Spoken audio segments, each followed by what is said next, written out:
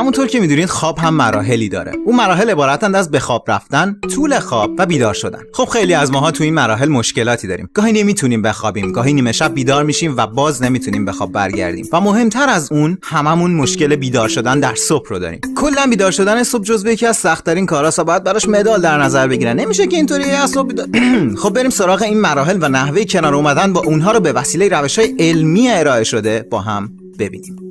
اولین مرحله از خواب شروع خوابیدنه و چگونگیش. اگه شبها خیلی سخت به خواب میرید، یه سری نکات وجود داره که میتونید ازشون استفاده کنید. اونا عبارتند از استفاده نکردن از نوشیدنی‌های کافئین دار مثل قهوه و یا نوشابه‌های انرژیزا. لپتاپ، گوشی و تلویزیون رو از اتاق خوابتون کلاً جدا کنید و کنار بذارید. گشنه نخوابید، سیرم به تخت خواب نرید. مهمتر، تشنه به تخت خواب نرید. اگه باز هم نتونستید بخوابید، یه روش علمی که یه جورایی مهندسی معکوسه هم وجود داره. دستاوردی که چند سال قبل توسط محققین دانشگاه گلاسگو در اسکاتلند به دست اومد. اونها 2 نفر مبتلا به بیخوابی خفیف رو مورد آزمایش قرار دادن و ازشون خواستن که به جای خوابیدن سعی کنن که شب رو بیدار بمونن و فقط پلک زدن مجاز بود، نه از تخت دور شدن مجاز بود و نه گوشی و موبایل و تلویزیون و لپتاپ. نتیجه جالب بود. تلاش برای بیدار بودن خودش یک جور کار خسته کننده شد و بدین صورت پروسه خوابیدن سرعت گرفت و اونها زودتر به خواب رفتن. پس دفعه بعدی که تلاش کردید بخوابید، بهتره تلاش کنید که بیدار بمونید. مرحله دوم مرحله‌ای که در طول مدت خواب شما ممکن اتفاق بیفته و شما نیمه شب از خواب بیدار بشید و نتونید به خواب برگردید. اگر شب بیدار شدید و یاد موضوع کاری افتادید که باید فردا صبح انجام بدید، یه دفترچه دم دستتون داشته باشید و اون رو بنویسید و بعد از نوشتن اون با خیال راحت به خواب برگردید. اما اگر بیشتر از 15 دقیقه بعد از بیدار شدن توی رخت خواب موندید و خوابتون نبرد، تخت رو ترک کنید و 10 دقیقه کار انجام بدید و سعی کنید کاری رو انجام بدید که علاوه بر مغز به دستتون هم احتیاج داره. خواهش می‌کنم سراغ تلویزیون، تلفن موبایل، لپتاپتون و این جور وسایل نرید. مثلا اگر پازل دارید با اون کمی بازی کنید و اگر نه کمی نقاشی کنید. مهم نیست که نقاشیتون انقدر خوب نیست که بفروشینش، مهم اینه که دارین یک کاری میکنید. موضوع اینه که از تخت برای 10 دقیقه دور بشید و کاری انجام بدید و بعد به تخت برگردید و سعی کنید بخوابید. خب برسیم به قسمت وحشتناک ماجرا، یعنی بیدار شدن. بیرون اومدن از تخت خواب یکی از سخت‌ترین و بدترین مراحل زندگیه. ولی خب شما اگر خوب از خواب بیدار نشید، علنا روزتون رو خراب کردید و شاید زندگیتون رو خراب کرده باشید. طبق مطالعات بعد بیدار شدن از خواب میتونه باعث ناراحتی‌های قلبی بشه و احتمال سکته رو بالا ببره و احتمال ابتلا به دیابت رو هم بالا ببره و تازه باعث سرعت گرفتن پروسه پیر شدن شما هم بشه و حتی به مرگ زودرس منجر بشه. پس همیشه یادتون باشه که خوابتون کامل باشه که بیدار شدنتون راحت و آروم انجام بشه و این به این معنیه که شما باید 6 تا 8 ساعت رو کامل بخوابید. برای اینکه صبح خواب نمونید، اگر ساعت یا گوشی خودتون رو تنظیم می‌کنید، یادتون نره که اون رو از تختتون دور بذارید. اصلا اون ور اتاقون رو بذارید تا برای خاموش کردنش مجبور بشید که از جاتون بلند بشید و حرکت کنید و محض رضای خدا اون دکمه اسنوز رو نزنید. وقتی هم که از تخت بیرون اومدید، حتما تکرار میکنم، حتما یک لیوان آب بنوشید. مطالعات نشون میده که نوشیدن یک لیوان آب متابولیسم یا سوخت و ساز بدن رو راه میندازه و باعث فرش یا تازه شدن بدن میشه و در ضمن ترکیب‌های مضر رو از بدن و زهرآگین رو هم از بین میبره و دفع میکنه و تازه باعث میشه آبی که بدن شما در شب از دست داده بهش برگرده و شما تازگی و حس بسیار خوبی رو برای شروع یک روز خوب به دست میارید. برای شروع روزتون برنامه‌ریزی کنید تا با نگرانی از خواب بیدار نشید. یه لیوان قهوه بخورید، کمی نرمش کنید و برای روز مفید و سازندتون